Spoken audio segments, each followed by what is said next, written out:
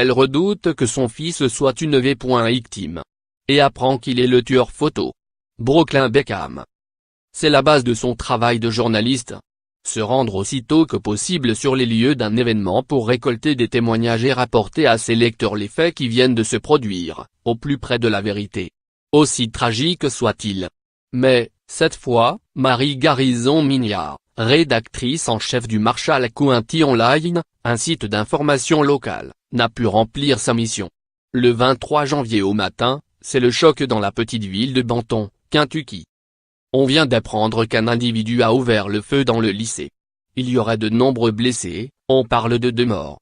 Le sujet n'est pas anodin. Aux États-Unis, le débat sur la vente des armes à feu fait rage depuis des mois. Les fusillades y sont monnaie courante, particulièrement dans les écoles. On en dénombre 290 depuis 1993.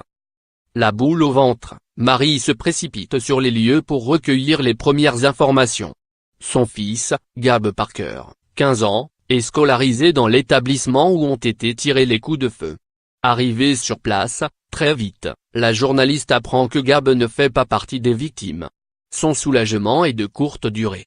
Car, si Gabe n'a reçu aucune balle, c'est qu'il les a tirées lui-même. Elle a appris que son fils était le suspect. C'est lui, le tireur, rapporte un témoin. Ses camarades et de nombreuses sources proches de la famille l'ont confirmé. Sous le choc, la journaliste s'effondre. Incapable de couvrir la nouvelle.